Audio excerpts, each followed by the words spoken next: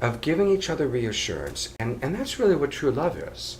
You know how a mother practices unconditional love for her child? So she learns what a child likes. You know, the child likes this type of baby food. The child likes its bath at this time. So the mother learns what the child likes and gives it to the child, right? We call that unconditional love. Even if the child is being bratty or whatever, the mother still remembers, oh, the child likes this, the child likes that, the child doesn't like this. And the mother makes adjustments. Somewhere we have in our head that we aren't supposed to do the same thing for our beloved partner.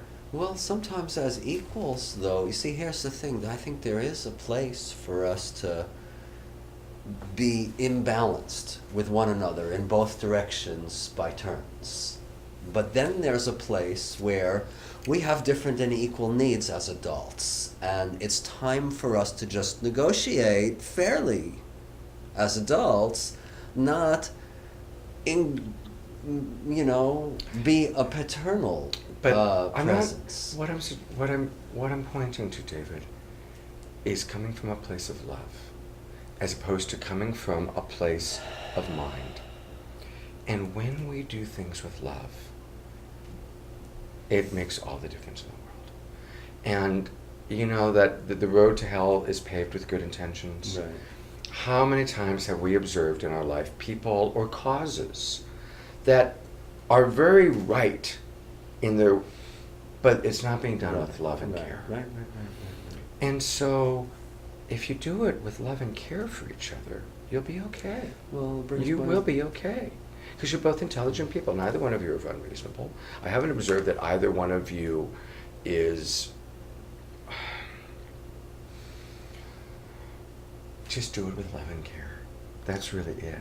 And she's sharing with you, there's a sense of love and care that she needs, that you just beautifully acknowledged is your stretch. It's your yoga. Stretch and breathe into it. And you're going to get, look at the reward. You get this wonderful woman adoring you and loving you back. It's a pretty tasty treat, you know? And likewise, if you can give him the reassurance that he needs as quickly as possible, and you can totally be real about your feelings, but really keep it to these are my feelings, reassure him, David, I'm not saying that you're attacking me, I'm not saying that you're putting the knife into me, but I am really in pain right now. Can we just breathe into that right now I'm scared, or right now I'm feeling pain? You know, that's your way of being real with what's going on for you. And if you can then drop into, my beloved is in pain right now. We have been having breakthroughs in the recent period, intermittently, episodically, is what I should say, rather. Like the evening that you gave me that gift of the forgiveness process, and the last session with you before that. I think those were both really breakthrough events for us. And we're having breakthroughs in realizing and reconciling ourselves with our need for space at the same time. So that's a part of the process, the stage that we're at here. And I think we both get triggered. We have both been getting actually triggered more and more readily and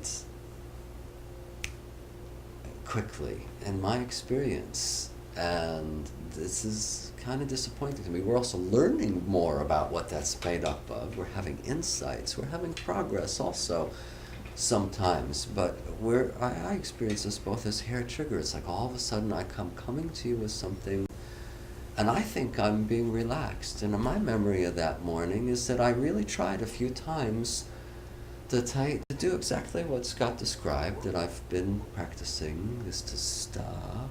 I didn't use those words, but I believed that I was trying to practice being reasonable and calm and opening a discussion about it. And you were maybe already triggered, or whatever it was. For whatever reason, you responded to me in ways that I experienced as kind of shocking and not respectful or cooperative. And after a few rounds of that, I got upset, and we wound up in the escalation story again. Okay, so Karen has something that's Yeah. So this is kind of rehashing the same experience where I thought we had some progress. So, Cooperate it's is a really good word. I'm finding the difficult. words respect and cooperation. it's really, I think it's really difficult, I mean, we get the whole, paradigm about, two people or four people or whatever, two people have the same experience, grow up in the same family, and they have completely different experiences. So I'm just going to acknowledge that neither of us is right or wrong in terms of our recollection, and I'm not interested in naming right or wrongness about the recollection or even using our recollection. I think it's dangerous to use our recollection as a platform for wronging. And that was the flavor that came to me just now was, I want to go back and make sure that I was right in my experience of it. And I just want to acknowledge that you were right, and maybe that's what you need to hear from me, is that you were completely right, and about your experience of me in that situation. That you're Okay, completely... so you're nothing objective, just I want had to a right to my acknowledge- experience. Yeah, that your Okay. experience